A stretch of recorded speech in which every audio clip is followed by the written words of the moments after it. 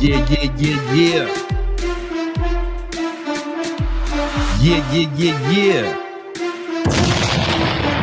You know what it is? Another episode of that Victory Talk podcast. We only a little bit late today. We not as late as usual. So that means we better than last time. You know what I'm saying? It's all about improving. That's what we're going to talk about, how you can improve yourself. You know what I'm saying? We improving our tardiness level. You need to, you motherfuckers need to improve everything. All right, so let's start the show.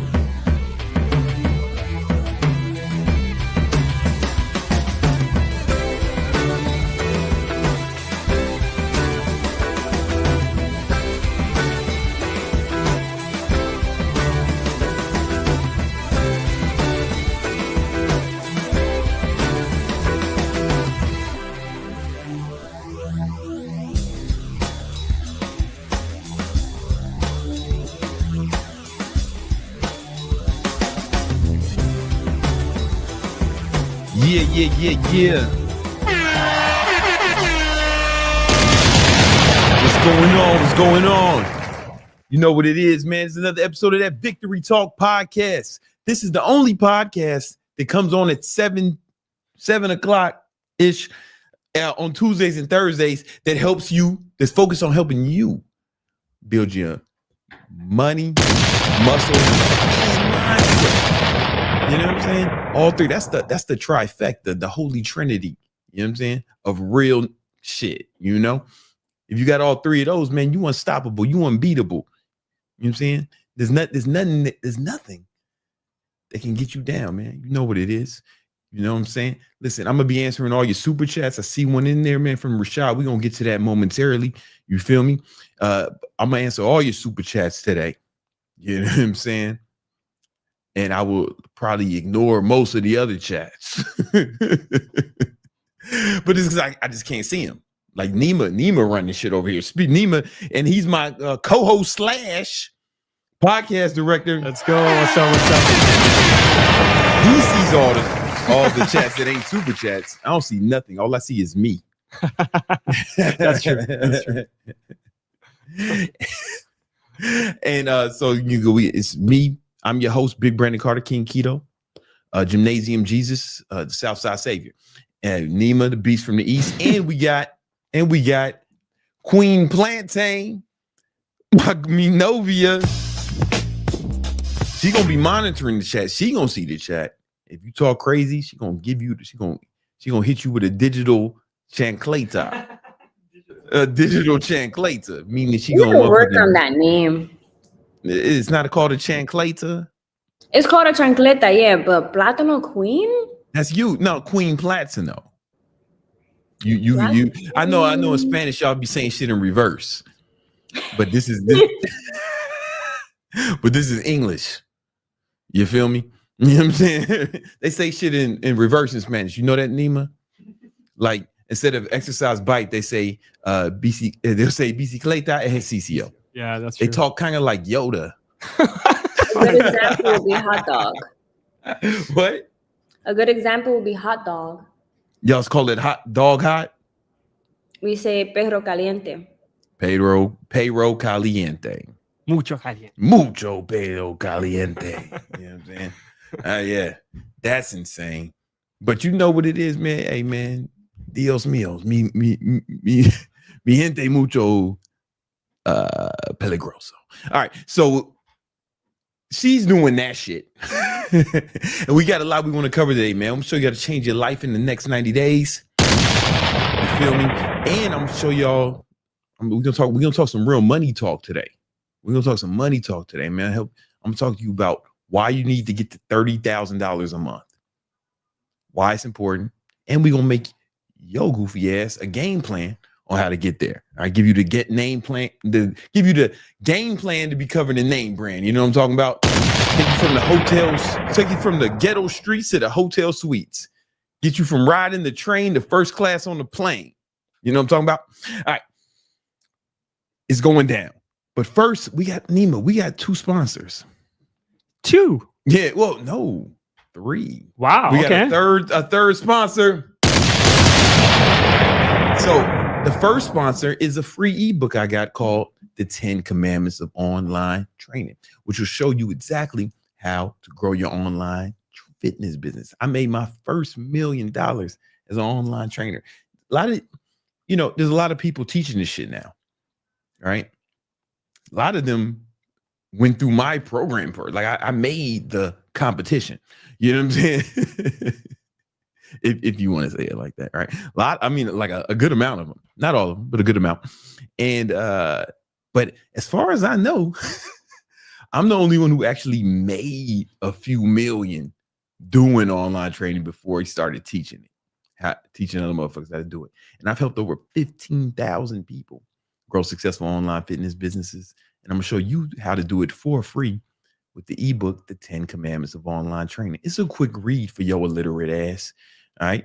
So, but you want to make sure you check that out. Speaking of online training, right? If you tired of being fat and gross, if you tired of looking like shit, man, if you don't want to be one of these motherfuckers wearing their t-shirt at the pool, motherfucking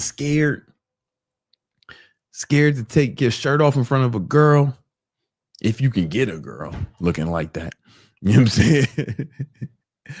Girl might not be the right form of a female human-like creature, right?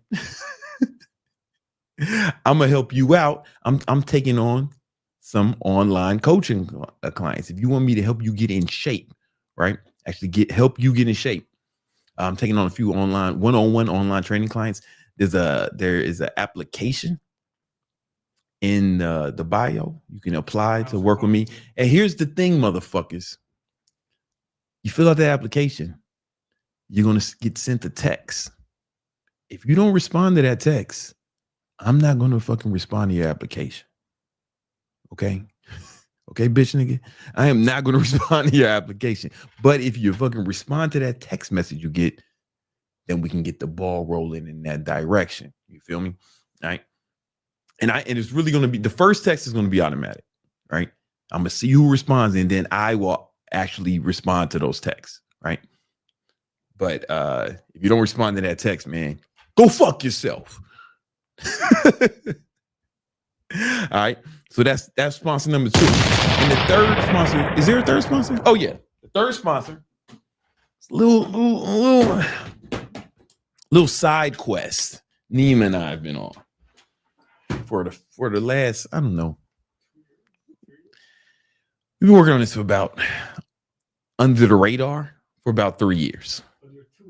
Yeah. For about 3 years, we've been working on this. This is thought repellent. Okay. Because here's the thing.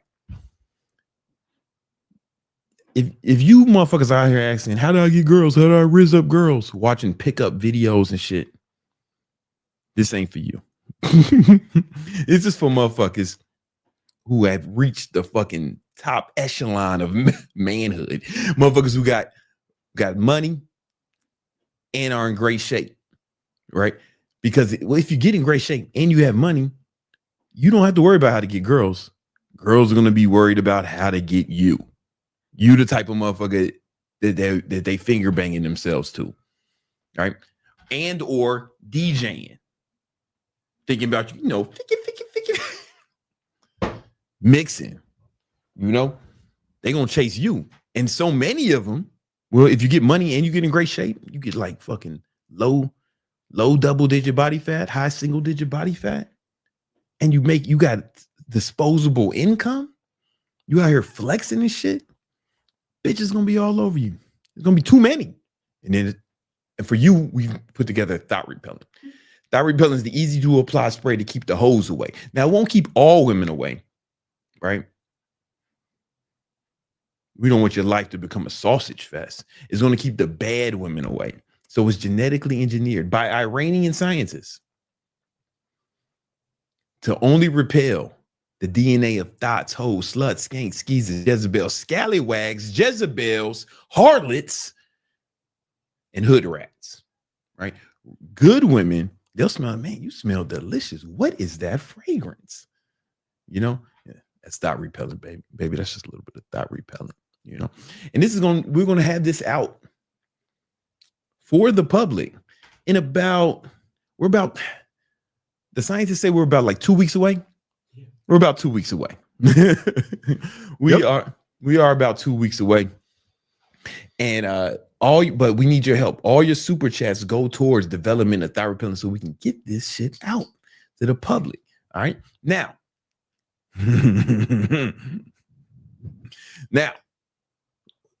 we already have one hero who's contributed to the thyroid repellent fund. Y'all all need to thank him because he got us one step closer to getting thyroid repellent out. Let's answer a super chat.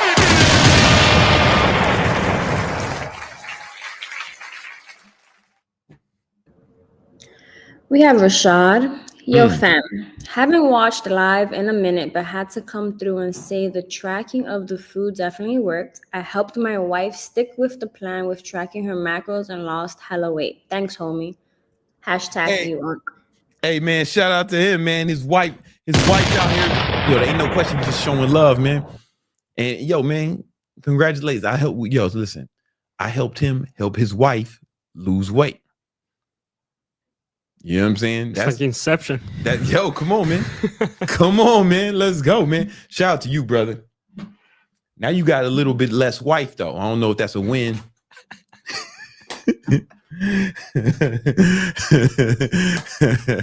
You know what I'm saying? I don't mind if my girl lose weight because that just means I got more girlfriend. That just means I got more girlfriend.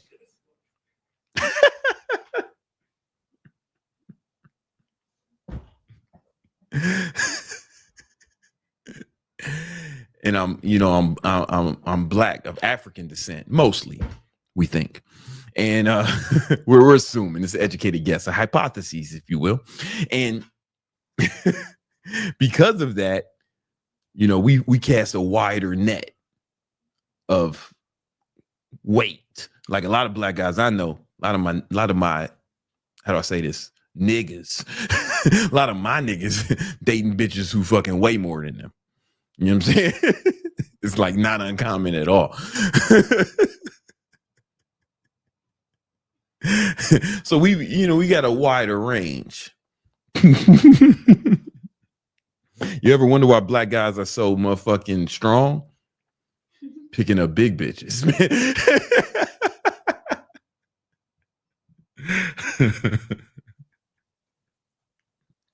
It's the truth. It's true. People think, it's genetics or some shit. Nah, man, niggas just picking up big bitches. You know what I'm saying? Right? You know what I'm saying? Because, like, we're the only ones who will do it. the motherfucking, like, there's a white woman somewhere right now, man. She dating black niggas, not because she like them more. It's just she has little recourse.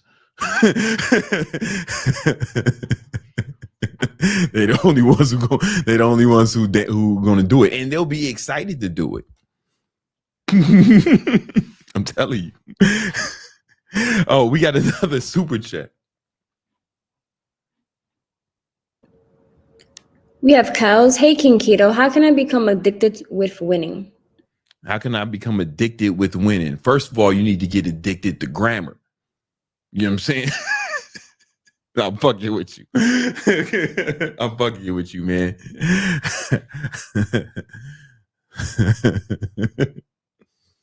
Sometimes my grammar can be. Sometimes I wish my grammar was gooder, and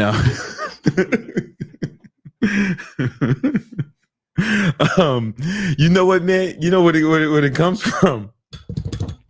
It's it's really yo, bro. The list of hate and the list of great. Make a list of all the people who ever talked shit about you, all the people who ever did you wrong, all the people said you couldn't do it, all the people who said you would fail, all right? Look at that list every day and just know that, man, every time you fucking bullshit or don't go after your goals, you letting the haters win. You can't let the haters win, right? And then also make a list of, imagine the man imagine a version of you who accomplished all your goals, all your wildest dreams. and then write up all the attributes that man has. What does he look like? What does he dress like? How does he behave? How does he handle adversity? You know, does he plan out every hour, every day in his calendar? Man, is he out here bullshitting his time, playing Call of Warcraft? You know what I'm saying? Is he out here playing Roblox, Minecraft, or whatever the fuck you kids is playing, man? Is he doing that shit? You know what I'm saying? Is he out here? Is he gooning multiple times a day, man?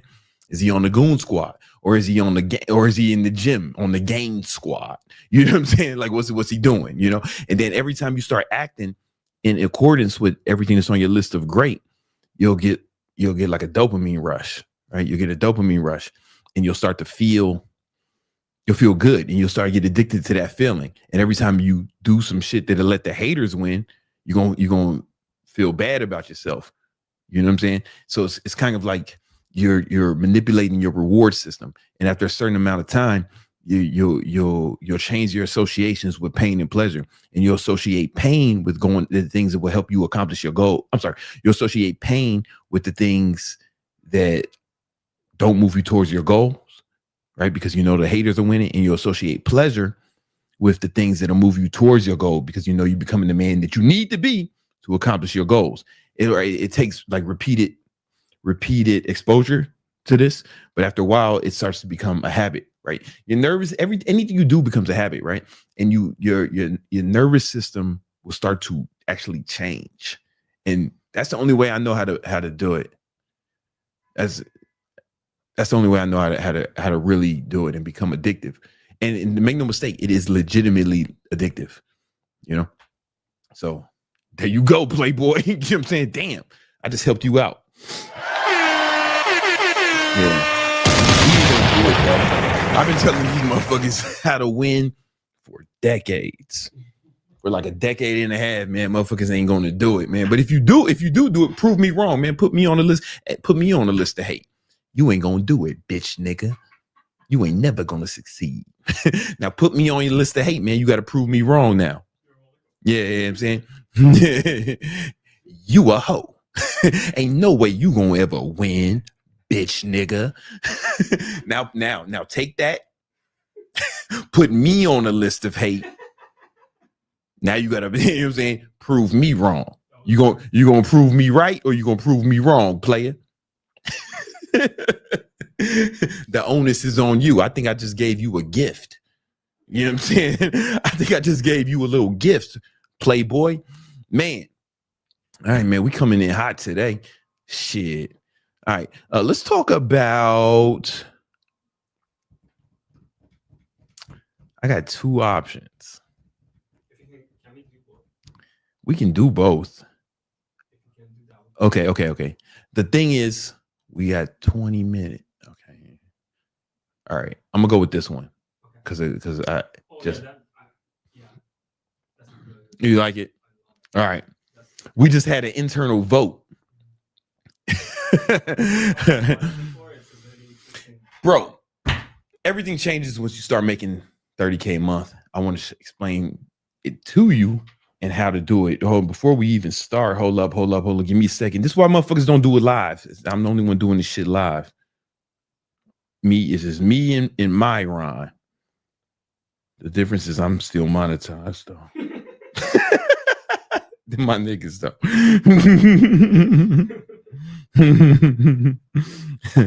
I ain't gonna say it's just me and Myron, but I ain't gonna say nothing sexist or racist on camera.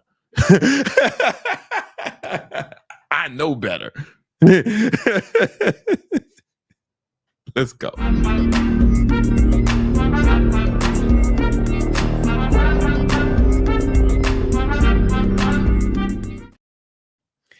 Everything changes once you start making $30,000 per month.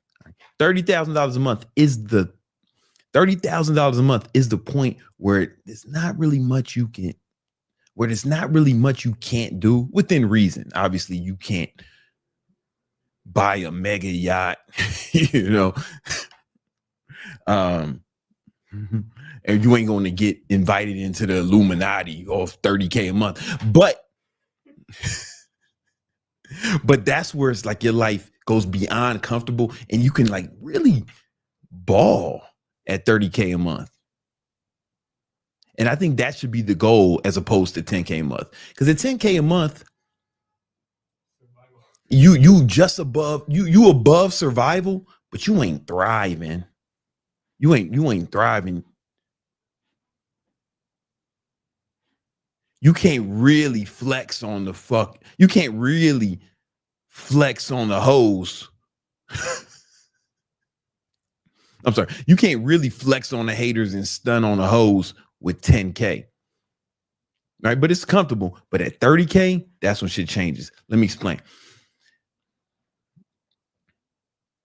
Now, in this video, I'm explain why 30K should be the goal and how to get there. Give you a game plan to be covered in name brand. Help you get out the ghetto streets to the hotel suites. Help you get from riding the train to first class on the plane.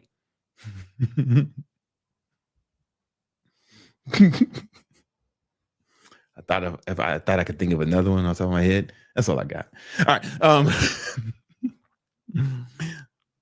So here's why 30K should be the real. Here's why 30K a month should be the goal. Right. Let's say you're smart enough to move to a state with no income tax. Right. That's why I moved to Florida from New York. I ain't want to pay for migrants to have hotel rooms anymore. All right. That was a good joke.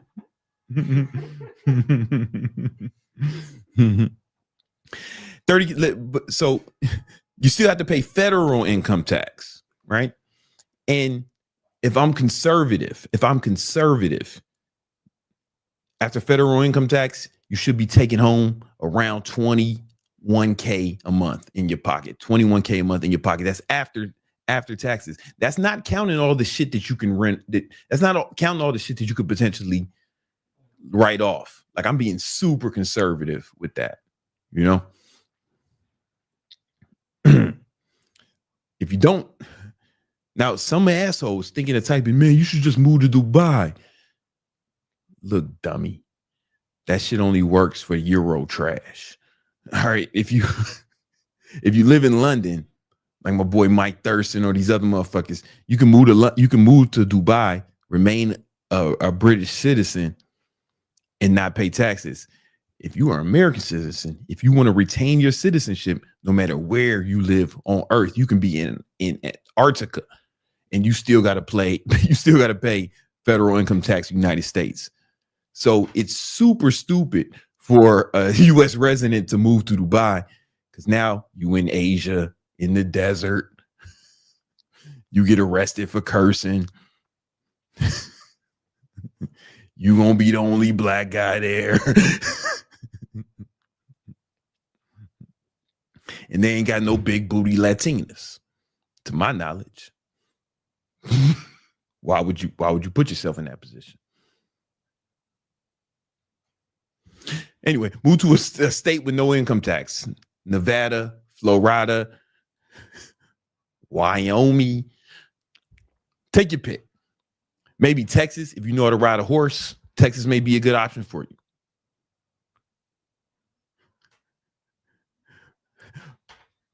If you do that, you should be able to stay. You should be, conservatively, you keep 21K per month. All right. Now, let's say you move to Florida. Well, what's the best city in Florida? Miami, obviously. All right. So let's say you live downtown Miami. You want to be one of my neighbors. The average downtown condo, the rent is about 5K per month at like one of the dope high rises, like one of the dope ones, you know, with all the amenities and OnlyFans hoes.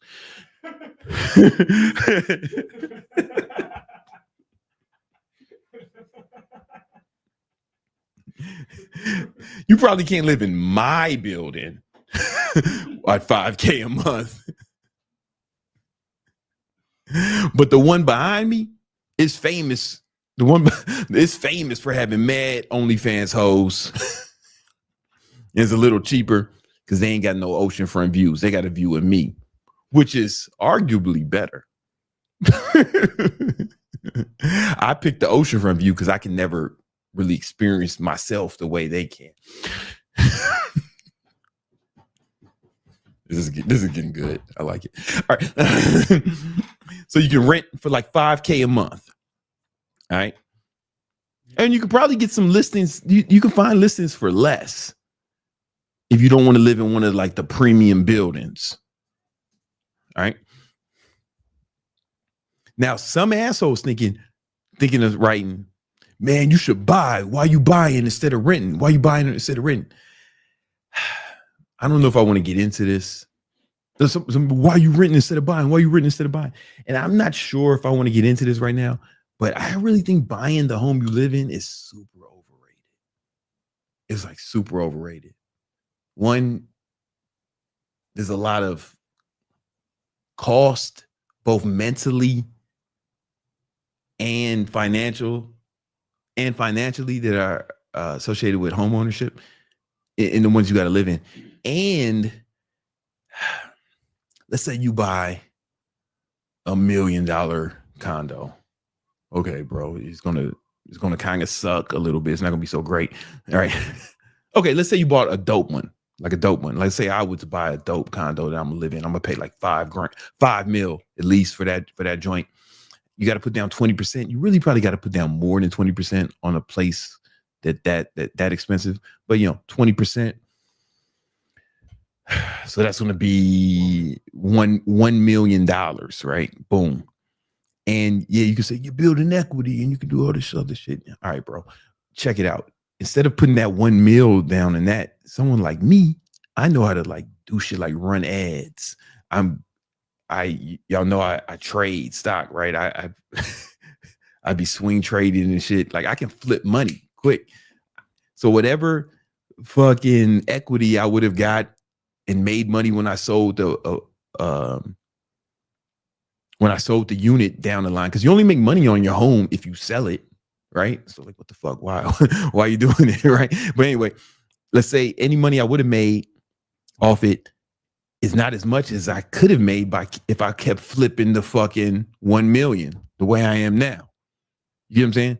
Like I run Facebook ads and get like a 3x return on ad spend. And that's every month. Like, why would I do anything else with my money? Like, you can't get that kind of return nowhere else. You can't get that shit in real estate or the stock market. So like, for me, it's opportunity cost. You can buy some shit if you want, nigga. But for me, man, it's just an opportunity cost. I can make more money flipping it. You know what I'm saying? If you fucking middle class or you ain't never ran a business, you don't know what the fuck I'm talking about. Right? Now, if you're middle class, home ownership is probably the best way for you to acquire wealth. Right?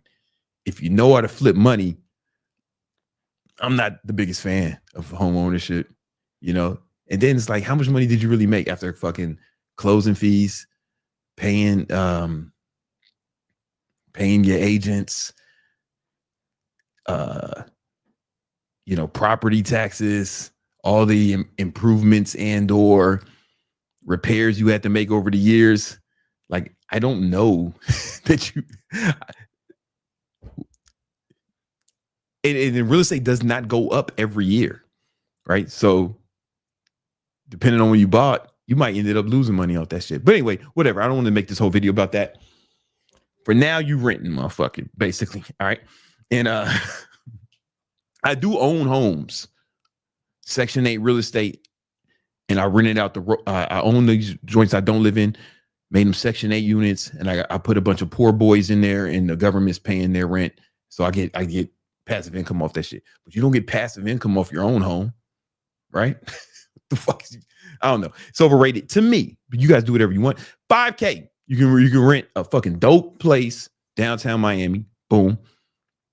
Right? Let's say you want to get a supercar. Let's say you want to get a Urus or some shit. Lamborghini Urus. You want to get a Lambo SUV. That shit. Let's say you want to lease it, especially if you live in Miami. Like, fuck you need to buy it for, right? Like, like I don't know. You could lease it, but so you can get some different tax benefits if you lease, right? You could buy it, but you get some different tax benefits if you lease. If you want to buy something, you want to buy something that's over 6,000 pounds, so you can write that off, right? But let's just go with the Lambo or any supercar, fucking any supercar, right? The payments on that shit would be like $4K a month, whether you buy or lease, about $4K a month,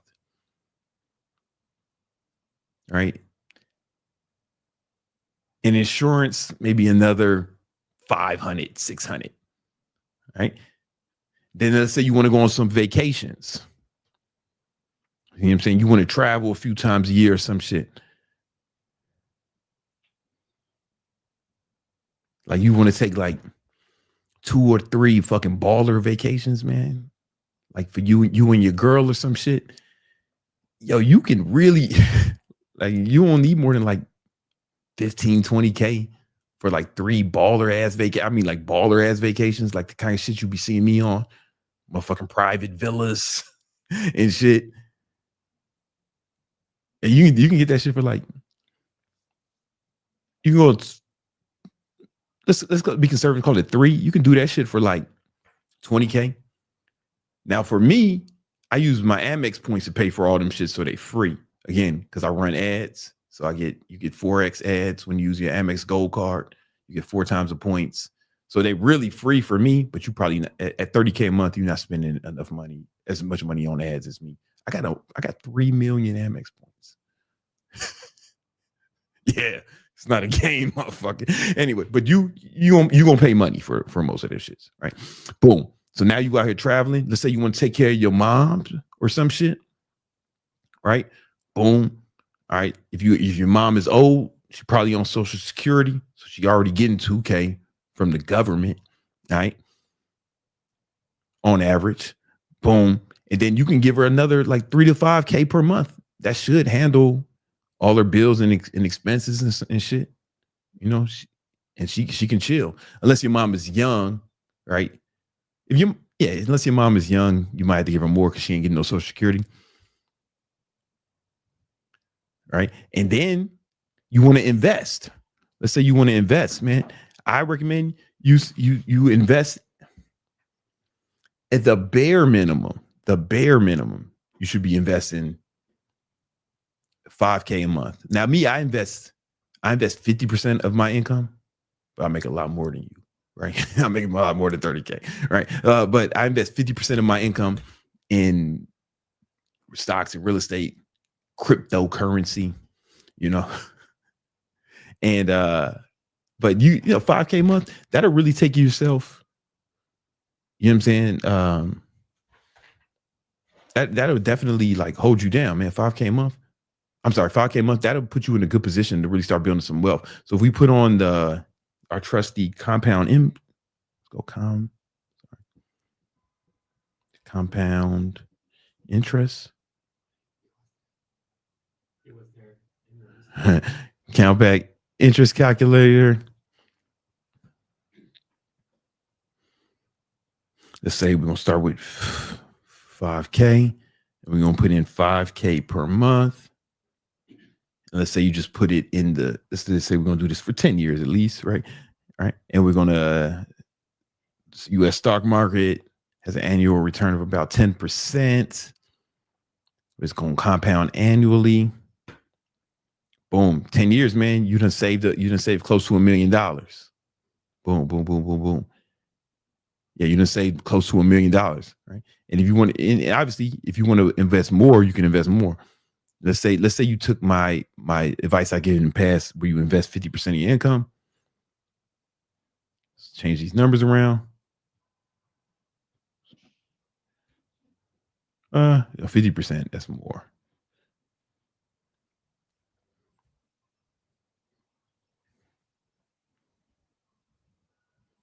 %. Now, if you start investing 50% of your income, shit will really change. Like, watch this. Oh shit! Now 10 years, man, you got 3 mil. You know what I'm saying? And let's say you did that shit for 20 years.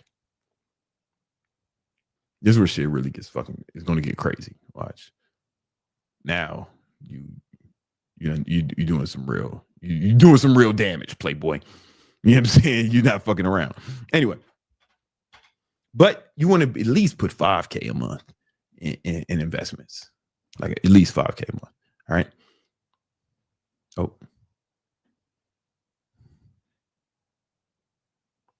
And if we add this up, let's use the conservative numbers. Boom. 5K a month for your condo, 4K a month for your supercar. You know, maybe you can put aside 1.5K a month for your travel fund. And then, you know, every 2-3 months you take it out. Boom. All right. You know, you give your mom at least, let's say you at least give them a 3K. You know what I'm saying? And you invest in 5K, you still got an extra 2K left, 2.5K left for fucking fun and other shit. You know what I'm saying? All right. Or you can move these numbers around. Maybe you don't need to go on vacation. Maybe you don't need a supercar. You know what I'm saying? Maybe you don't need maybe your mom don't need your money. I don't know what you got going on, you know, but 30K a month, that's where shit really changes. Right. And if you don't want to live in Miami, you know, you could live in some Tallahassee or somewhere else in Florida. You know what I'm saying? Or you can move to fucking some shit town in Texas. Right, they got a lot of shit towns, but they got some cool towns too, like Houston, Dallas, Austin. Austin got one of my favorite jails in America. I've been to a few of them, and I think so far Austin jail is my favorite.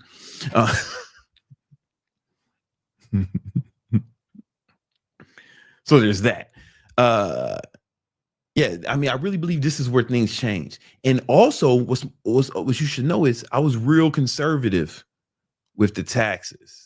Like you can get a lot more write-offs and not pay as much as that, right? But how do we get to that 30K per month? How do we get there? All right. Well, I'm going to show you exactly how I got there, right? And maybe you can extrapolate this into your own life, right? So initially, I had a bunch of jobs. Y'all know my story. I had my dad blew his brains out right before the economic collapse of Earth in 2008. And then we were in a crazy recession. I had to take care of my whole family. So I started working 4 jobs, 12, 14 hours a day. I did that for like 2 years, 2 jobs during the week. And then I had 2 jobs in the week during the weekend. All right. And then I started my own online training business. Right. And what I realized was I started training people online. Right. And there's a few different ways to make this happen. But I don't know if I want to write it down, but for online training, the pricing structure, this is what I teach my students who I teach how to grow their online fitness business. I say, listen, you either want to sell 16-week package for $1,000, or you can do monthly packages for them, $297 or $80 a week. And what you'll notice is every time you change the time frame, it seems like it's decreasing the cost, but it's actually more per week. Like $80 per week ends up being more per week than if you gave them $1,000 for 16 weeks. But anyway, and this is recurring, right? Because you got to train somebody. Ain't nobody gonna get in shape for 1 week, right? But let's say when I was doing that, those were the packages, the options I presented people. And most people took the monthly. Every once in a while, somebody would take that 16 weeks. We call that a paid in full. And that would be dope, right? But a lot of people picked the monthly. So if we were to do some math, I'm not Asian, so I got to use a calculator for this because I don't remember it.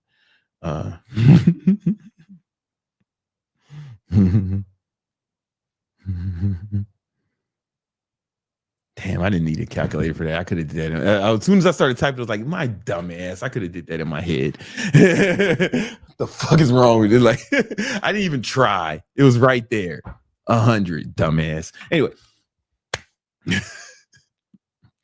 you get 100 clients, right? Paying you about $300 a month, right? That's $30,000 a year, right? How do you get your first 100 clients? Well, it's going to take a minute. You're not going to get that shit overnight. You know what I'm saying? The first step would probably be, okay, but first of all, what do they get? I can talk about how to get the clients in a minute. But first of all, what do they get for that online training? Well, for me, I'll give them a custom workout plan and a custom meal plan, right? But most importantly, I made sure that they actually followed the plan every day, right? And I did that by initially when I did it, we didn't have the same technology that we have now. So I would just set up like Google Sheet that I share with them, and I would format it in ways and make it like easy for them to understand. And they would have to fill in their calories and macros each day and fill it and make sure they track their workout in the Google Sheet. And then I would check it every morning.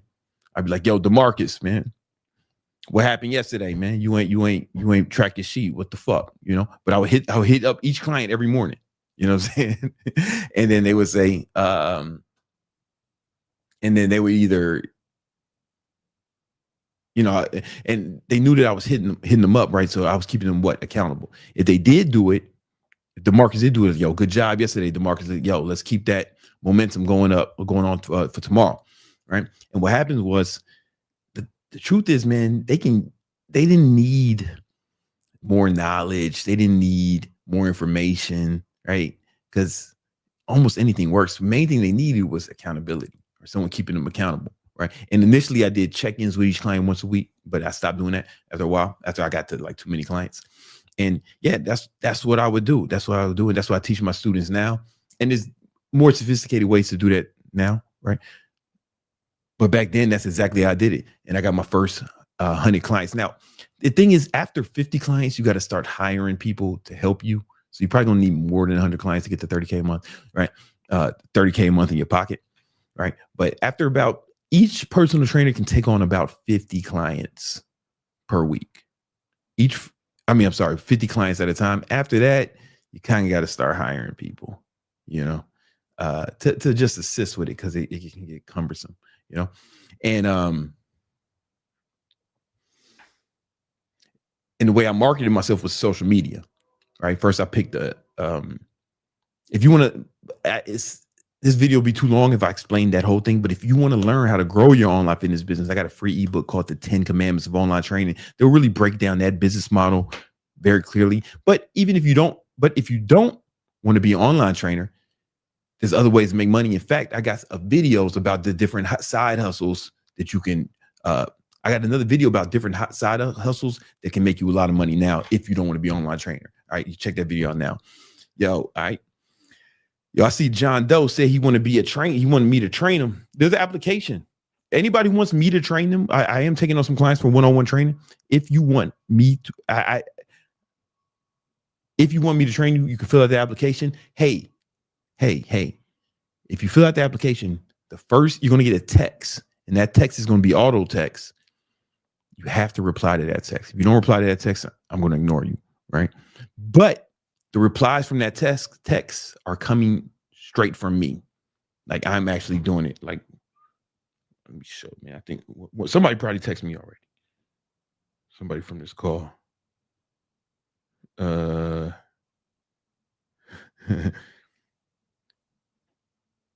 Yep, Joseph sent me a fucking text.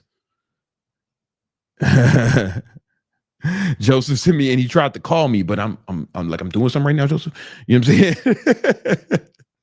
But I'm gonna hit you after this.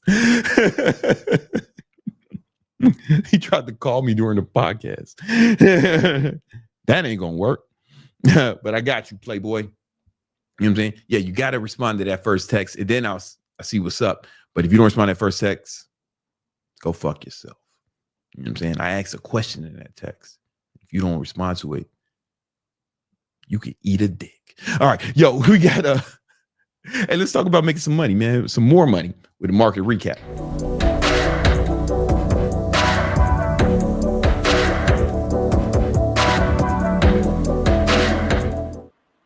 Hey, you know what it is. This is the market recap. I am Big Brandon Carter, King Keto, and I'm here with the homie Greg, aka Young Candlestick, certified chartered technician. You got it. My man just passed his Series 65. You know what I'm saying? It's not a financial advice. He got to say that. I don't. It's a fact. The SEC makes him say that shit. The SEC ain't got no jurisdiction over me, homie. Better say What's good, sorry, man? right? Let's update this market. Yeah, let's talk about it. The market's in whipsaw mode, so it's juking everybody out, trying to break them ankles. But who needs ankles anyways, right? I say that because I have both sprained ankles right now. But I got you. That's besides the point. But A little bit. The market's in red, green. I've got my chart up on the screen. It'll populate soon. But it's been basically ugly ass price action. So this is what I'm talking about. Red, green, gap up, not a lot of movement, big bearish move, followed by an all-out bullish move yesterday. Today we gap up to all-time highs, sell off hard, rally back up. It's just like a tilt-a-whirl. It's been all-time highs like every day for a man long, right? It does, but it's not like holding it. It's like making all-time highs, but it's not holding it as support. So the market's kind of just like iffy. So, last time on the Victory Talk podcast, when we had that big down day, it was not even that big, but it was a down day. And I said, I wouldn't be surprised if this thing just zipped right back up to the highs. We did that yesterday. And today we gap up to all-time highs and sell off. So moving forward, by the way, it was a really good day. Futures trading with the squad. We caught this short. We caught these bounces. I mean, Prezi made, over $3,000 futures trading. Because we futures trade every morning. Yeah, that must have happened after I left. I had to leave at 10:30, so that happened after I left. Yeah, y'all got it. It was really choppy first thing in the morning, and it just wasn't really moving all that much. Like it was just back, forth. But eventually, it did start to break down, and that's where we went short right here. So you make money as it drops. Then it dropped into a key support zone. And this support zone came from the morning live where I'm saying you got to look at the expected move at the start of every day. The expected move for QQQ is plus or minus $3. So if it drops $3 from the open and it's testing that for the first time, you're likely going to get a bounce. And so we flipped from short, took profits, went long. It was a fantastic day. Yeah, man. Absolutely. What time was that? What time did you go long? This was right after you left. The market started to break out. Like it's just the way it goes. Yeah, that's like right when I left because you're in Central Time, and I left at 10:30. Yeah, I said at 10:30 Eastern Time. Yeah. There's a theory in science where if you look at atoms, they move slower or stop moving. It's kind of like the market. You're staring at the market. Barcodes. As soon as you walk away, I had to go, man. I couldn't stay longer. And it cost me. Right. No, it didn't. You didn't lose any money. Nah, hey, sometimes that's the best shit. Yeah, you guys want to trade with us? We got Victory. Hit the Victory trade link in the description. Come check it out because I posted a butterfly trade. I used AI analysis plus just technical analysis. And I came up with the most likely closing price of the SPX. Oh, that was that butterfly from yesterday?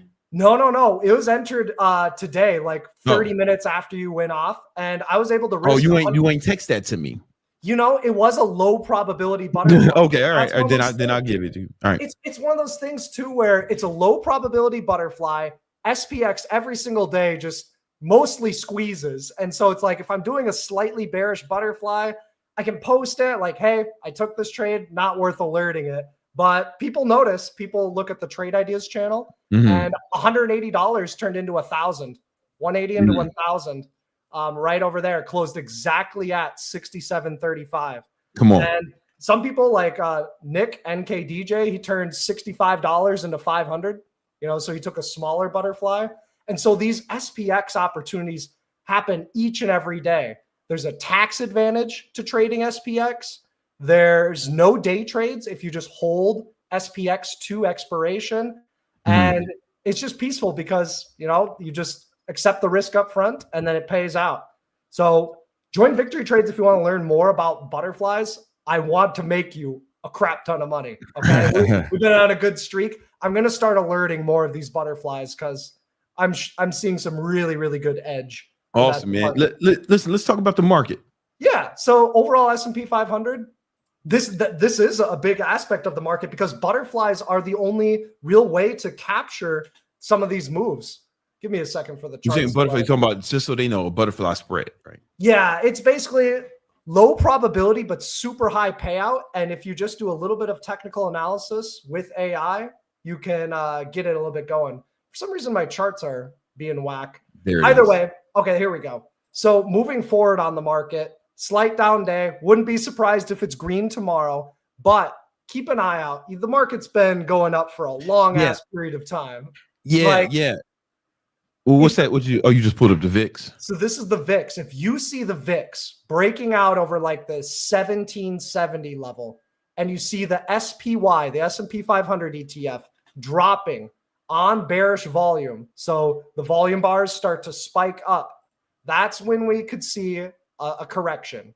I don't know how big it could be, but it could drop 1%, 3%, 5%, maybe 10% or more. But watch out for today's low, volume, and the VIX. Okay, that's all I can really say. Moving forward. Pull up the MACD. I want you to see something. I want your ideas about something. Just now zoom out, zoom. Like go like no. You don't have to make it like. I just meant like a longer time frame. Oh, like a weekly? No, no. I meant like just okay. Is that daily? Okay. This is monthly right here. So each candle represents a month. Please put it on daily for me. Right. Okay. Do you see what I see? You do see the MACD, the swing peaks do have bearish divergences. Yeah.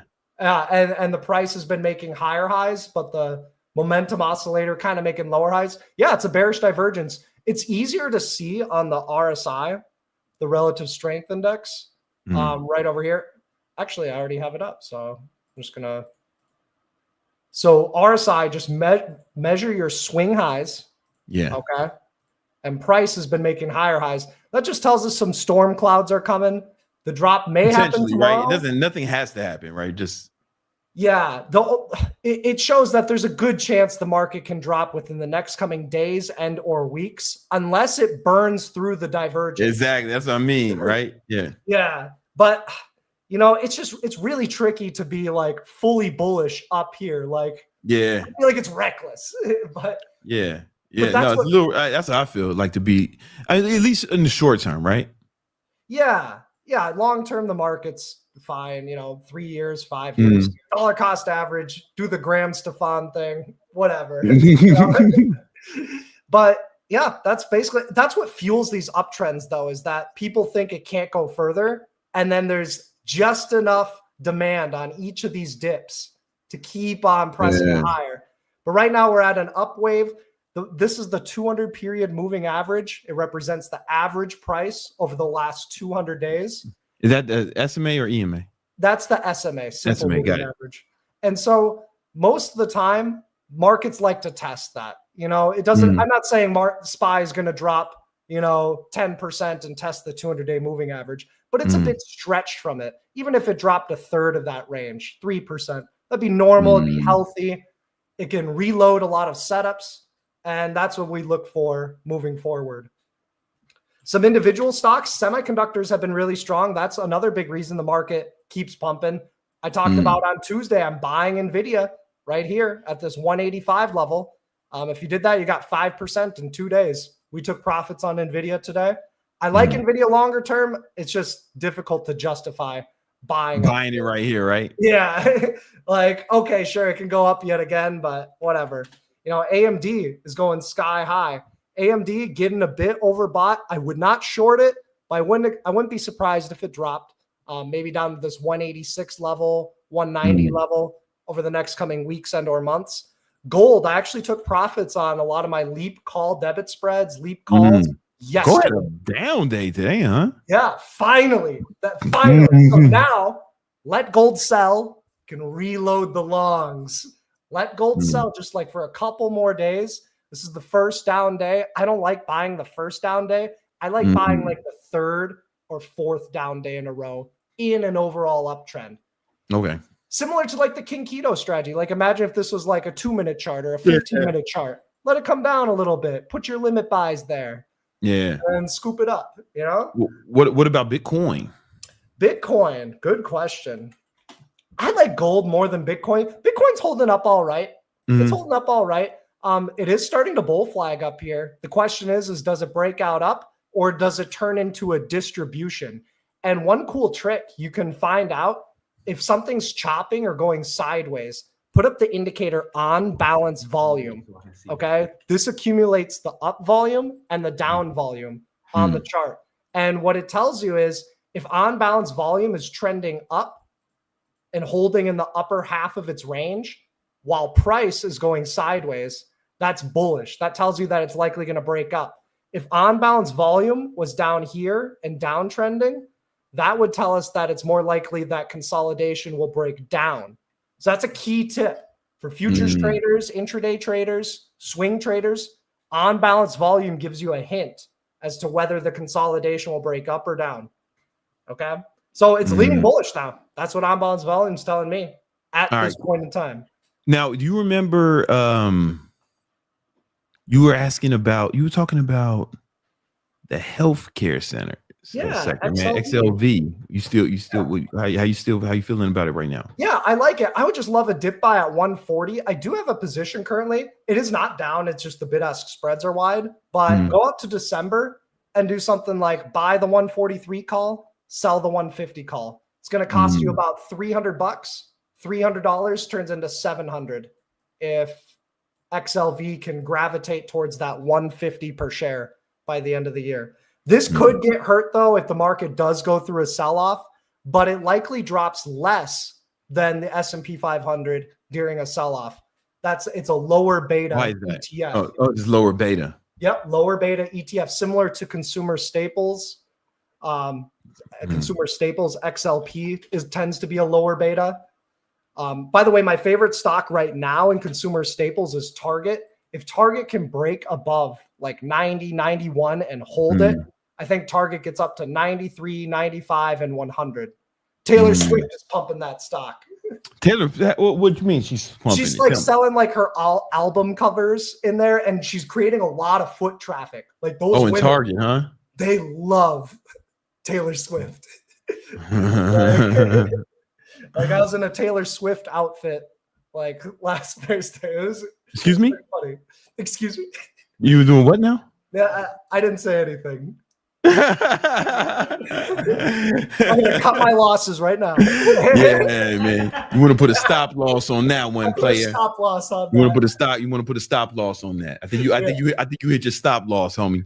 Yeah. You stopped out of that one. At least I didn't need to say pause. Right? You're having a ton of fun in the live this morning. All right. Fucking Axon, man. Where we at? Axon's really interesting. It's got this big ass candle. Like, what the hell happened this day? Yeah. Look at this. I'm just leaving the indicator on, but on balance volume says this is bullish. This is a drop, bear flag drop. So this is almost textbook. It hasn't confirmed though. So I would be bearish if it really started to break underneath $700 per share. But right now I'd be neutral to bullish. CrowdStrike. Flirting with all-time highs. Oh yeah, bullish as hell. Right? Yeah, I actually bought Pan W today. Bought Pan W today. I'd like to buy one of their more competitors, right? Yeah, but they're both pretty good. Nancy Pelosi owns Pan W. You ain't telling me Nancy had it. Nancy has it. Nancy up in here. You know what I'm saying? You ain't telling me Nancy had it. Oh shit. We need to load the boats. Yeah, Nancy has it. So I took a starter position today. I think it can probably drop down to the 210 level. If it holds the 210 as support, I'm going to add to that trade. Okay. Yeah. So I like Pan W, leap call options, shares, cybersecurity's bullish. You remember like last year I was talking about Garmin? Oh yeah. I don't know if you'll remember that. It's documented. You know, I said it live on the fucking podcast. I remember you called it at the dead lows, 98. Stock is up 160%. That's it. Just 160%. But imagine you trade some options on that, you're good to go. Bro, imagine. But it's up now, man. It's like it's so strong. It might be topping out short term, but if it comes back to like the breakout area, 240, 241. I got my hooves firmly in the fitness industry. And I don't never see nobody wearing a Garmin. Me neither. I know one guy who has a Garmin, but it's like apparently somebody's buying this shit. My, You know what I'm saying? But I also live in girl has- Miami, right? I also live in Miami, and before that, I lived in New York. And the Yeah. motherfucker I know who has a Garmin lives in St. Petersburg, Florida. So like maybe in like the shit towns all over the United States, they're wearing that shit. And there's more of them than us, you know? Well, than me. You live in one of them shit towns. You know what I'm saying? But it's like No, I live in a nice neighborhood. no, you live in Minneapolis, right? No, I live in White Bear Lake. It's a nice, peaceful area. I live on the lake. It's cool. Somebody got a Garmin over there. St. Paul, though. St. Paul. St. Paul is the real trash. city over there. St. Chill out. Paul and Minneapolis. Yeah, but that's besides the point. Yeah, I've been to St. Paul once, man. Yeah, I used to live in St. Paul. Y'all got some PDF files there, man. Really? Well, yeah, I only know, man, because when I was 17, I dated a girl who's 27 from there, man, and I'm talking about her. Okay. Yeah, that makes so sense. watch out. You don't were want an older your kids end women up like too. me. This is what I'm the product of that. Anyway, man, let's keep going. Yeah, Garmin. Dip by. My girl has a Garmin. I prefer Apple Watch. Your girl has a Garmin. Okay, I knew it. Yeah. She prefers it over the Apple Watch. I think I'm she's sure it's crazy. better, man. Yeah, I'm sure it's better. maybe. And listen, I like the stock. Yeah. Yeah, I mean, I'm sure it is better. better. Right. Some other ideas. If you guys are looking for a wheel, I just took profits on Lunar today. LUNR. This is Intuitive Machines. If this could drop back to 11, I like selling 1050 strike cash secured puts. Okay, so that's a wheel stock. Soundhound I like for the wheel. I took profits last Friday. Didn't catch the top. Don't need to. If this could drop maybe down to like the 1650 level, I like cash secured puts. Okay. Bro, should we short Roku? Fuck Roku. I hate that stock. Yeah, like this shit should go to zero, right? Like Sure. on paper, this shit should go to zero. I agree. I concur. It's one of those things where it's been in this long channel. This looks like some pretty bearish price action. Mhm. Volume needs to confirm. Two short setups. One, it's aggressive. You wait for the break of the trend line and then you go short. I would like to wait for maybe a bounce and then a break of support to go short. Or if it could bear flag, like chop down here and then break support, that's your sell or buy in the money puts, sit on them. I like Roku short. I like that. You know what else, man? Should we just short DocuSign? Like it hit all-time highs in like 2021. Motherfuckers was buying DocuSign for $300, right? And now this shit get the fuck out of here. $300 a share. That shit is down. No, everything else is at all-time highs. DocuSign is down, motherfucking. DocuSign is down 70% from his all-time high, right? Can we just short it, man? I think this shit's gonna go to zero eventually. Yeah. I think we can. I think Roku and DocuSign, really good short exposure. It balances out a portfolio. So like you got some shorts on DocuSign and Roku, and then you've got some longs on some of these other stocks. I like it. You know what's funny? I got a Roku. I didn't buy it though. It came with this price. I wouldn't have bought it. If I was gonna buy something, I'd have bought like a Chromecast or a motherfucking Apple TV or literally anything else. Yeah. You know what I'm saying? Yeah. I would be like, man, you know what? I need a Roku. I don't get the business model. Maybe some businesses buy No, cheaper. and Wall Street don't get the business model, right? Because the only way you get one is you don't have a smart TV. Let's say you don't have a smart TV, which is like, when did you buy that motherfucker? It's not a smart TV. Like you must have inherited that TV, you know? And but that's what happened to me. The TV was already in the crib. And it might have been the first flat screen or some shit. I don't know. And they hooked the Roku up to it. And I'm like, okay, motherfucker. I guess that's what we doing. It's like and it works fine, slow. you know. Like it's not slow. It works fine. I have no issue with it. Okay. You know, okay. How do they compete? Just think about it. How do they compete when every TV that's being sold on the market, every new TV is a smart TV, right? So what you need a Roku for? Also, You know what I'm saying? The only people with Rokus are with motherfuckers with old ass TVs. it's true. Am I right? And a Also- lot of millennials don't even fucking have TVs, bro. No, Not millennials. Gen Z, The Gen and Z Gen there. whatever's after Z. Gen fucking Alpha. I don't know what's next, man. Gen I don't know. When we're thinking I about couldn't think of a joke fast enough. I was thinking, I was like, oh fuck. And now the time is gone. We missed it. Whatever. Someone saying it's built into TVs. Okay. If you get a Samsung, that's just a smart. You just fucking hook up to the Wi-Fi. That shit ready to go. When we're investing, we want to think about the future. And like when you think about innovative future products, how the hell does Roku fit into that? Like, oh yeah. Like I feel like it doesn't have a competitive moat, you know, like Okay. its business model is going to get taken over, even if it is super popular, which I don't know. I think it's okay. It's Gen Z then Gen Beta. Okay. What's after Gen Beta? Ginseng. Ginseng.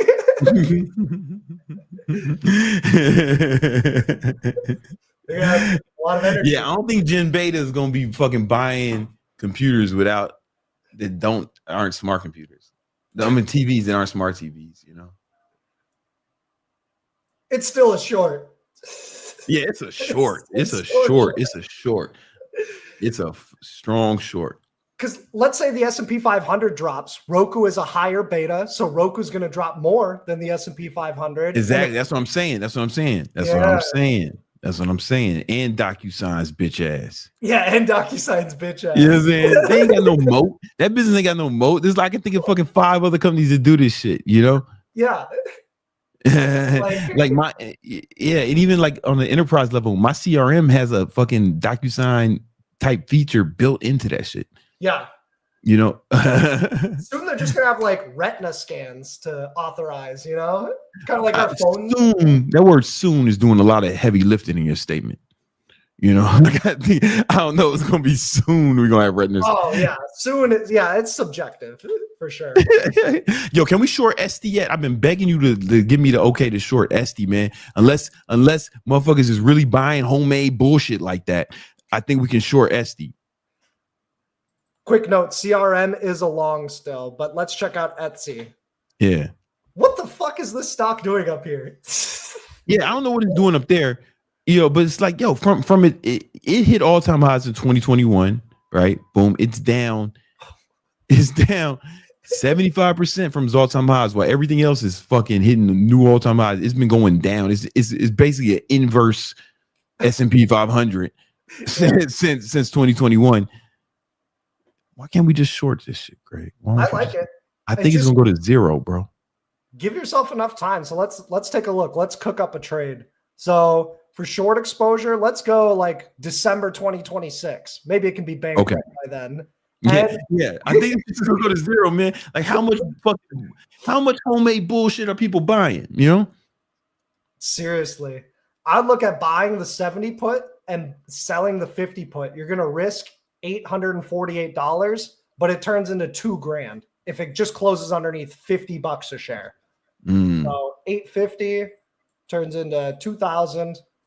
It's not unlimited risk because it's a put debit spread, and you just need Etsy underneath $50 a share.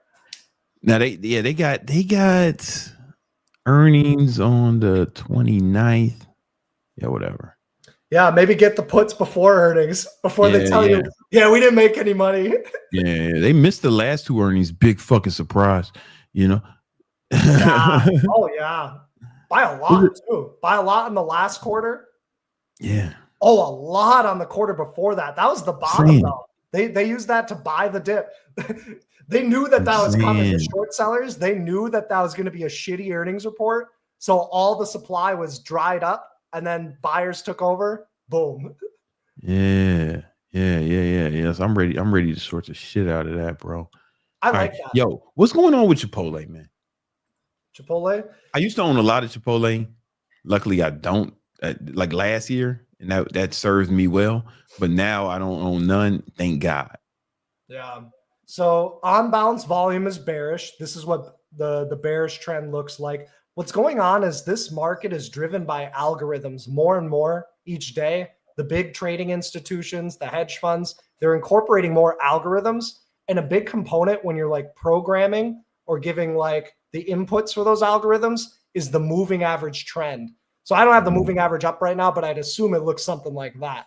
And they just program to sell just whenever it gets close to that moving average and just continuously sell. So until it can actually churn and change the momentum, I think Chipotle continues its downtrend. I like Chipotle. I love it. It's not being reflected. Fair value is about $45 per share. So even if you're buying it right now, there's only 10% upside. So let it get deeply discounted down to like the 30 level, the 20 level. That's where if you just buy some shares and you're willing to stick it through, you're likely going to see a recovery. As long as no competitors beat Chipotle, which I don't see happening anytime soon, that's the thesis. You think it keeps going down because they got so many Dominicans making that Mexican food? It's not authentic. I don't know if the Dominicans have anything. Well, I think there's nothing wrong with Dominican. There's one in my house, man. You know, I know. But like, are they supposed to be making Mexican food? I don't know. I'm just asking questions. You got your Series 65. Not me. That's why I'm asking you. I think people will continue to eat at Chipotle until like the consumer gets like really squashed. Like if there's like a recession, they're like, fuck it, I'll make my burritos at home. You know, but until then, let me get this quick Chipotle. Let me DoorDash it, Uber Eats it, whatever. Wait a minute. White people, do y'all make burritos at home? Yeah. I have them almost every day. Nima, that sounds gross, don't it? I make White man burritos making at you a home. burrito. y'all put mayonnaise in that shit or what? No. No, man. Okay. Listen. I got a trade idea. TYL Tyler Technologies. For it to make sense, though, I need you to bring up your 200 EMA, your 200 SMA, and you put it on the weekly chart. All right, I'm just gonna pull up the King Keto set. 200. Put it on the weekly. Yeah. You see what I see, Gregory? You know what I'm saying? Head and shoulders, or what? Oh no, that's not what I said. I'm thinking it's like it's gonna bounce off the 200. You know, we might be able to get a nice bounce off the 200. Yeah, this is kind of in no man's land right now. Right. So here's the support. Here's the good support, the 200. It lines up with that 451, right? Yeah. Left shoulder, head, right shoulder, neckline. What you do is to get a measure to target, you measure from the base to the head. It's a 25% move.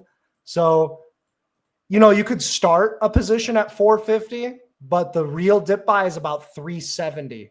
Okay. I don't know anything about this company though. I want to see if I can get a report. Yeah. This is like just like on some technical shit, like the 200 day moving average on the weekly chart has been support in the past. Definitely. You know, looking at just what the analyst reports have to say about this, I do like it a lot better. So let it load up for a sec here. Give it 1 sec. All right. So Tyler Technologies, they say fair value 650. 650. So I do like that 200-day moving average dip buy. Yeah, man. 650. Current price is 506. Yeah, man. You know, 650 is right where it topped out. Look at that. Stock it's fair value, sold off. That's pretty fundamentally sound if you ask me. Come on, man. So yeah, 450. Put on your watch list for us. Yeah. I'll set some price alerts at 450. Okay. And that could be, this could be something to add to a portfolio after the market corrects, if it ever corrects. If it ever corrects, we don't know that. Yeah, we don't know. All right. Listen, guys, if you want to learn more about this, or if you want to trade with us, join Victory Trades. You know, you're gonna get Greg's trade alerts straight to your phone for swing trades, but also you can day trade with us every morning. We trade the market open. We trade futures, but we don't trade with our own money. We use prop firms to trade futures. And the prop firm we use is Apex. If you want to get an Apex account, use code Victory Trades. Use code Victory Trades. You're gonna get the best deals there is, you know. And yeah, you can trade with us, man. Join Victory Trades. We trade live, share our screens, post exactly when we're going live. I mean, when we're going long, short, taking profit, the whole nine. It's a lot of fun. We have a good time, that's for sure. It's a lot of fun too. Like we definitely have fun. Yeah. All right. Thanks for having me, Brandon. Good to see you, Victonator. Peace out. Peace. All right. Oh, that was I hit the wrong one. I wasn't trying to laugh at Greg. Yeah. All right. So we talked about what do I have here? Oh man, let's talk about changing your fucking life in the next 90 days.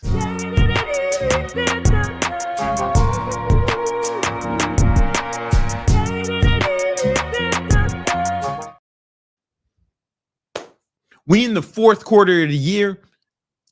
So I want to show you how you can become unrecognizable and change your life in the next 90 days. All right. I'm going to lay out a 7-step game plan for you to change everything about yourself. You can be a different person this time 90 days from now. If you follow the tips I'm about to lay out here, right?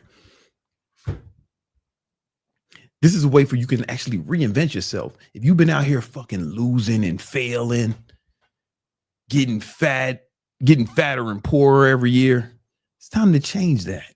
It's time to change that. We can do it quickly in 90 days. So 90 days from now, you could look back at yourself, and 90 days from now, you could be a different person. You can have more money, be more successful, be in better shape, and be really a better person. Because right now, you probably suck. That's why you're watching videos about how to change your life. I'm not watching videos about how to change my life.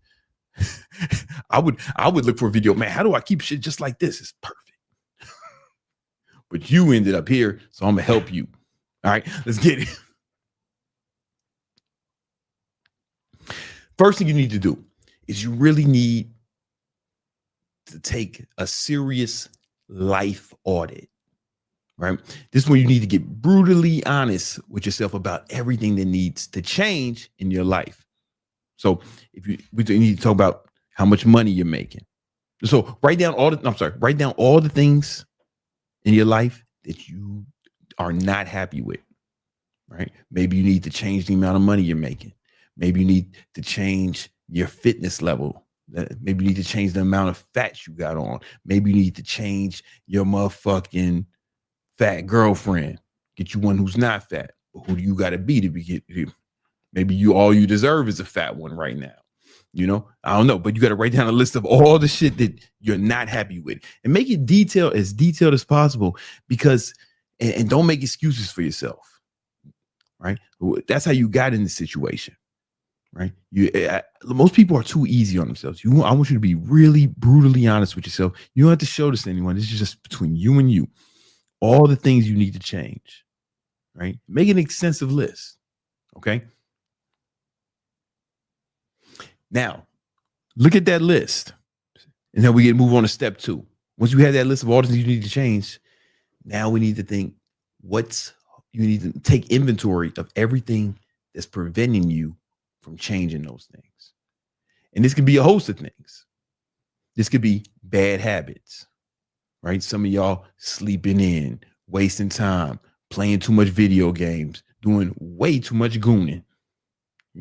Some of y'all playing video games and gooning simultaneously, right? You should be grinding instead of gooning.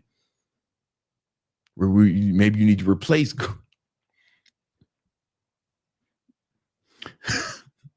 whatever, everything is holding you back. Right. And you take some time with this because you want to really think this through. What habits are holding you back? Is it your diet, lack of motivate? I mean, maybe it's your diet. Maybe it's some of the people you're around. Right. Maybe it's maybe you're watching too much TV. You be watching too much Dancing with the Stars and shit. Too much America's Got Talent. I don't know what you motherfuckers is watching. Right. But maybe it's a lack of knowledge. Maybe you don't know how to get somewhere, but that's cool. Write it down. Maybe you don't know how to accomplish your goal. Write that down. Right? Lack of knowledge. That can be anything. But really make an extensive list of all the things that are holding you back. Right?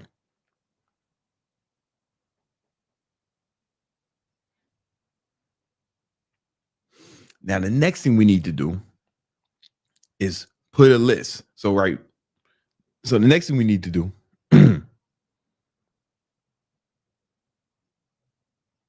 step 3 is take each one of those things you're not happy with. What's holding you back from changing? And we need to start making plans. We need to think of what's one thing you could do to break that cycle of that. What's one thing you can do to improve that area of your life? For example, let's say and maybe I didn't say this before, but these should be in columns, right? So for example, Price just said this earlier, whatever.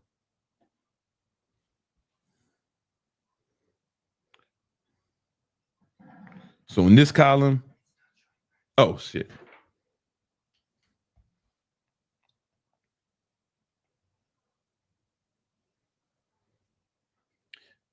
So I recommend you do all this in columns. I probably should have said this earlier, but whatever. Just we are where we are. Right. So the first column, it could be the things that you're not happy with, right, in your life. You know what? Let me start this part over because I should have did it right. That's why people don't do it wrong. I'm gonna start over so this makes more sense. Don't even worry about it. Right. So here's what I want you to do. Step 1, I want you to make a list of everything in your life that you're not happy with, right? You don't have to make this make sense. You might have to take some sort of first. Everything in your life that you're not happy with. These are all the things, whether it's your weight, your income, maybe it's your ugly girlfriend, right? Maybe it's your nagging wife. I don't care what it is. Write it all down. All the things in your life that you're not happy. Maybe it's where you live. Maybe it's how you look. Maybe you don't like how you sound. All these things, right? And you want to, I'm not going to write it down. You're going to write them down. And I want you to list them kind of, maybe in a column. Let me change it. All right, we're going to end up with 3 columns here. So I'm going to put 3 columns. And then the first one, you're going to write down all the shit you don't like about your life.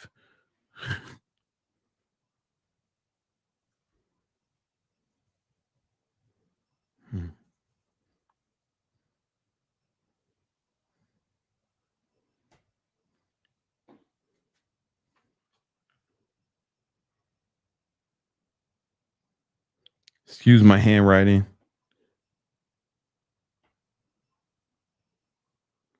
Right. Put everything in this column. And I don't know what it's going to be, right? So examples is broke.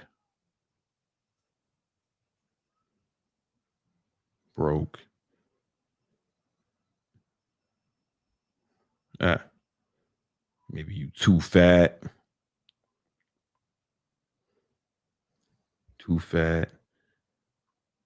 Ugly. Yeah, right. These are just examples. Dumb kids. I don't know. Whatever, right? Now there's step 2. I gave you the wrong step 2 last time. My fault. Don't trip. Step 2 is going to be, what do you want instead?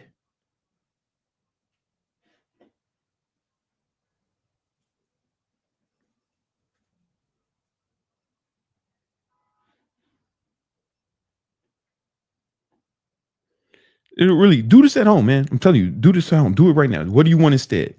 All right. And then here's what we need to get specific. Right? So I want you to really get specific. Don't say you're broke. Don't say rich, right? Write down, you want to make $30K a month, $30K per month. Right? For example, too fat, don't be like skinny, in shape. Like be specific. You want to be, let's call it 10% body fat.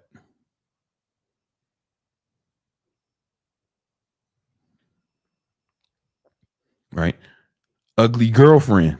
Let's say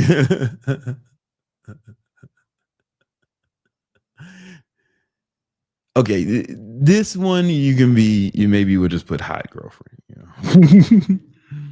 You know, we can be specific. You know what I'm saying?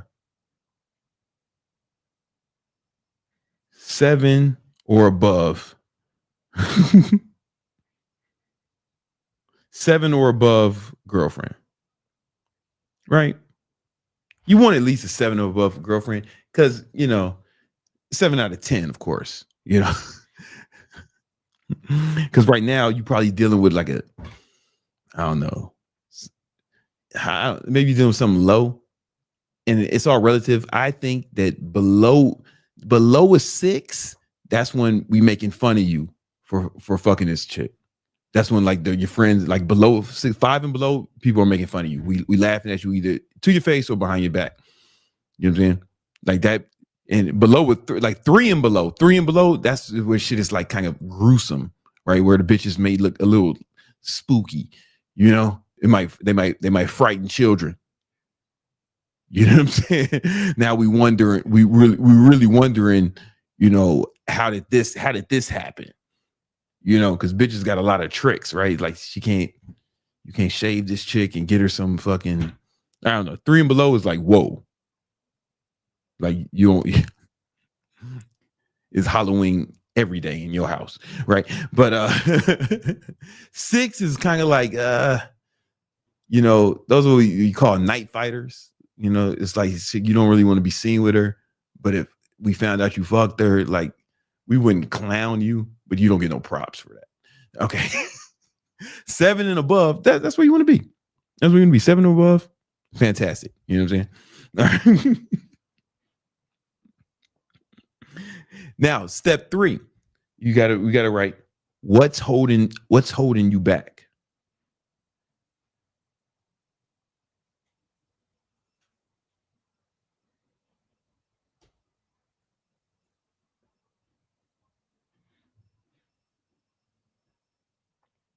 Right, and this is for each one of these. Right, so if you broke, you need to get to 30K a month. How you gonna get to 30K a month? All right. Well, what's holding you back? Maybe you don't know how to get to 30K a month, right? So boom, don't know how. That's fine.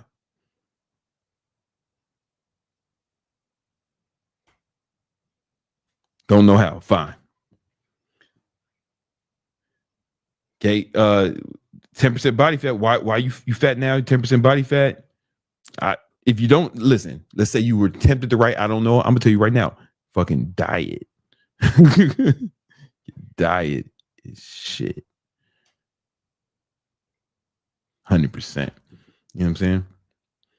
Ugly girlfriend. Oh, my fault. I meant to make that in blue.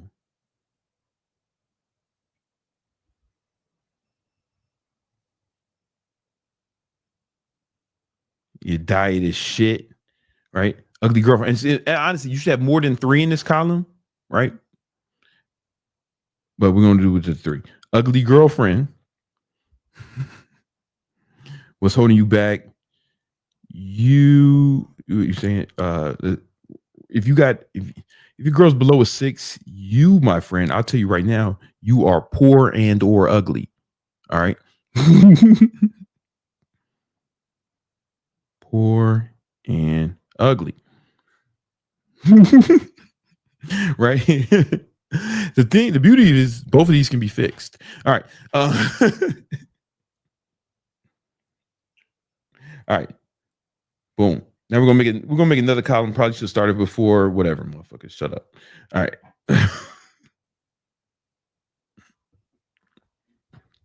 Now the next thing we need to do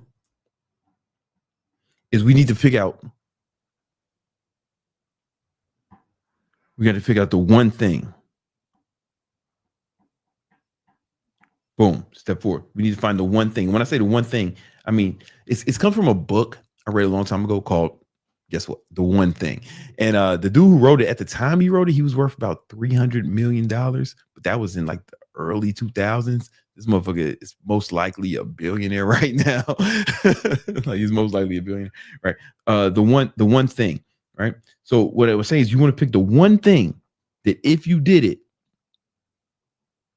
it will move you closer to this goal. Right? We don't want a bunch of things. We just want one thing. And so let's say you want 30K a month. That's a pretty audacious goal. You get to 30K a month, you're not gonna get it with a job. You're gonna have to start business. Start biz, right? You have to start a business, right? Boom. Too fat. 10%, you want 10% body fat, your diet is shit. All right. You, my friend, you probably, what's the one thing that if you did you no, okay, here's the thing. Before I get into the rest of these one things, start business, you know, let me start over here. I don't want to put this here yet. Right. Before you figure out what your one things are, you have to think about the way you need to accomplish goals. So most people set goals like a bitch, right? So when you think of your one thing, I want you to think about this analogy. Let's say there's a bug in your house. Right? It probably is a bug in your house. You poor, right? You know what I'm saying? All right, let's say there's a bug in your house, right? And he's in your house, right? So he's probably pretty happy because that place is dirty, right? You know what I'm saying? So he's probably pretty happy. Probably got a girlfriend, probably out in there fucking bitches, fucking bug bitches, raising a family, having fucking offspring, getting bitches pregnant in your house, raising a family, a happy family. Your motherfucking sink. Motherfucker probably eating, him and his whole family probably having a meal in your dirty ass, on the dirty ass dishes in your sink, you fucking gross motherfucker. Anyway, let's say there's a bug in you. Let's say there's a bug in your house. Hypothetically, right? Now you could like try to kill it. Let's say you get like a fly swatter or something. Fly swatter, you try to step on it. Maybe you get a chancleta and throw it at it, right? You could do that. The thing is, you might miss, right? You might miss. But what if you like bomb the building? Yeah, what if you bomb the whole building? You definitely killed a bug under those circumstances, right? Right. So I don't want you to think about what you need to do to accomplish the goal. I think you need to think about what do you need to do to make failure impossible, right? Don't think, what do I need to do to accomplish the goal? What do I need to do that if I did it, it would be impossible to fail, right? Now, bombing the building is like over the top, right? Maybe, but if you fumigated the building, you fumigated the whole building, you kill the bug, his whole family, all his bitches, his offspring, you kill his whole legacy, his whole bloodline. That's what he get for intruding, right? But anyway, so when we think about this one thing, what do we need to do? Well, okay. If you really 30K a month, if this is something you're serious about, you're going to need your own business. You're not going to get 30K a month working a job. You're not going to get 30K a month working a job. You're not a fucking stockbroker. All right.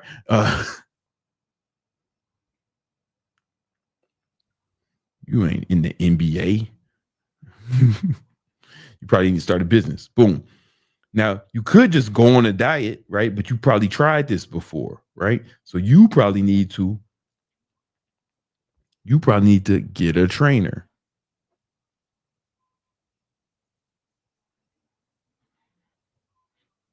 Right? And you probably need to get a trainer that's going to help you with your diet too. Most trainers in the gym, they're actually not going to help you with your diet. That's funny.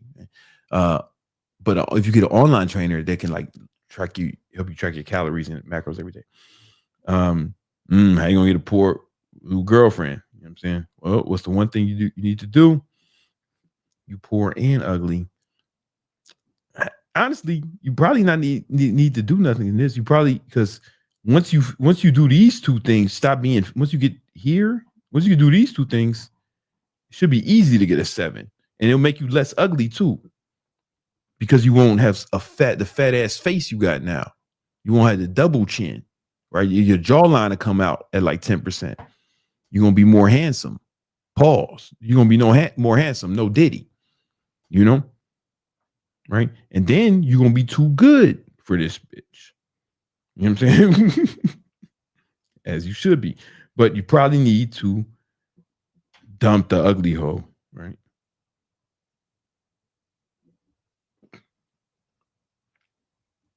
Probably need to let her go. Release her back into the wild.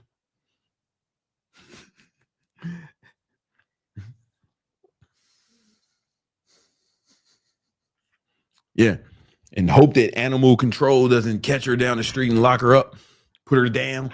But if it happens, it happens. All right. So you need to dump the 5, right? Because she's just taking up space. All right. And you're going to do this for all your goals. So basically, again, right, boom. Shit you hate about your life. What do you want instead? What's holding you back? What's the one thing you need to do that will put you in the best position, right, to get it? Now, the next thing we need to do, we're going to make another column. I know I probably should have did it at first, but I'm fucking freestyling, man. All right.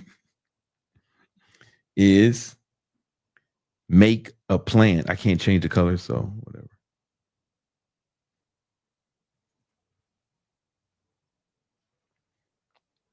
So you need to make a plan for each one of these things, right? Now that you know what the things, we need to make a game plan for this shit, for all of them. And that's why I have something called the Victory Vision Planner. The link is in the description. It's 100% free, right? But if you go to the Victory Vision Planner, we got something like this, the Ambition Planner. All right, boom. Oh, all right. It's a free Notion template. And what you do is, let's say, so you can put this is dummy data in here, but let's just say, boom, you put your goal in each one of these columns, and then you write out each step of the goal, right? You put each step of the goal here, and then put a deadline on each step, right? Then you put a deadline on each step. That's how you plan it out, right? So you may not know how to do this, but what you want to do is every goal you have, you put it in here. Like, for example,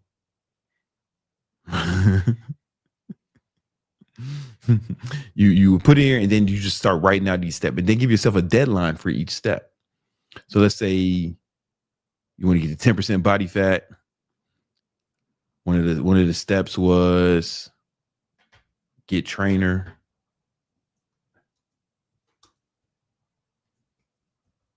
Right, that was the main thing you wanted, right? That was the main thing you wanted.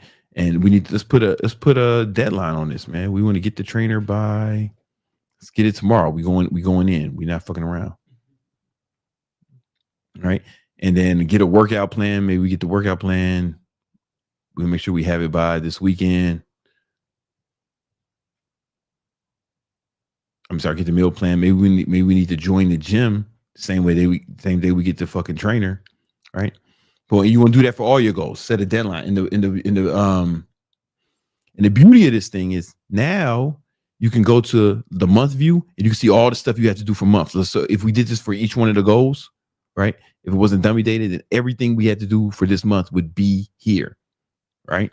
Everything would be here. And then we know it's not started. When we started, we can put in progress. Boom, and it moves in progress. Or like we finished something, we can put done. Right. This way we know what's going on for the month. Right now we have like an action plan. Now you got a real action plan. It is a visual representation of how well you're doing, of how close of you accomplishing your goal. The beauty of this is, right, and you can also break it down by week too. Once you had the whole plan, you can put this week, but then, and the beauty of this is now we got all your goals in one place. We got a plan for each goal, and we have a deadline for each step. Right. And now we can see what and even if you got these big goals, you can break it down by month and by week. And now we just see what we need to do this week. And if we don't get everything done, we just move the deadline. Right. But at least we're moving towards something. Right. You see what I'm saying? And the beauty of this is every time that you cross off one of these steps, you're going to feel good about yourself. Right. You're going to feel better about yourself. You're going to get a dopamine hit, and you'll feel like you will actually have a visual representation of yourself making progress. See, a lot of times we have these big goals and we feel like, oh man, it's not happening. Motherfuckers be wanting to quit after a week, after a month, after a year. Right. But if you had these many like deadlines, these many steps that you're accomplishing on your way, then you'll be able to look at this and be like, oh no, I'm making progress. I'm not there yet, but I'm making progress, and you'll feel better about it. And there's studies that show that when you do this, when you do this kind of thing, you are more likely to actually accomplish your goal. There's science behind it, right? And the next thing you need to do to make this happen is you need to put all this stuff in your calendar, right? You need to put all this stuff in your calendar. Is that the next thing? Hold on. Was that the next thing I wanted to say? Sorry, a lot of people don't do this live. I'm the only one to do this live. Yeah. Yeah, the next thing you need is put all of this in your calendar. All right. Make sure that, because you got to start living out of your calendar. One thing I do, I think is, okay, because a lot of people say they're going to do something, right? But they don't say when they're going to do it, right? So let's say I go to my Victory Vision Planner. I know it's supposed to be done by October 10th, but when am I going to do it? So what you want to do is go into your calendar and block out the time that you're going to do it, that you're actually going to accomplish, that you're actually going to perform this action. All right? Because the deadline is cool, it's better than nothing.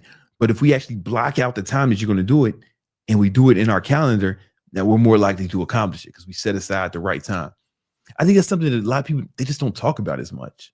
Like I hear deadlines, I hear make plans, but no one talks about putting in your calendar when you're actually going to do the thing. It's very important. It's super important. You got to have that. And step 7, the last step, once you have all this stuff in your calendar, now you need to put everything in your calendar. You need to start living out of your calendar, right? So I plan every hour of every day in my calendar, right? And you know, my monthly calendar, you know, my shit looks like this. There's some sensitive stuff in here, so I'm not going to show you each one, but it looks like that every day, you know. And even today, like, you don't see no white space in my calendar. There was like 1 hour of white space. That's it. You know what I'm saying? But I knew what I was doing in this time. I was in an Uber traveling that 1 hour, right? But there's no white space in my calendar. I plan every hour of every day. And the beauty of doing, and I plan it with things that will help me accomplish my goals, right? And, you know, there's also other things we have to do, right? I mean, not just business goals, but my fitness goals, when I'm gonna go to the gym, when I'm gonna work out. I have my meals in here, when I'm gonna eat. I have my bedtime, when I'm going to sleep, when I'm gonna wake up, when I'm gonna be with my son, when I'm gonna be with my girlfriend. You know, if me and the homies is doing something, we go to a basketball game, that goes in my calendar. Like, my whole life is choreographed. And when you do this every day, you will accomplish so much more. If you did this one thing for 90 days, you will run circles around the motherfuckers around. You will run circles around your competition. 90 days from now, everybody you know will be like, yo, what happened to you, man? You're so productive. How are you getting so much done? And you'll say you're living out the calendar, right? And in me, I take it to a serious level. It's like, it's the first widget on my the top of my iPhone and my Android.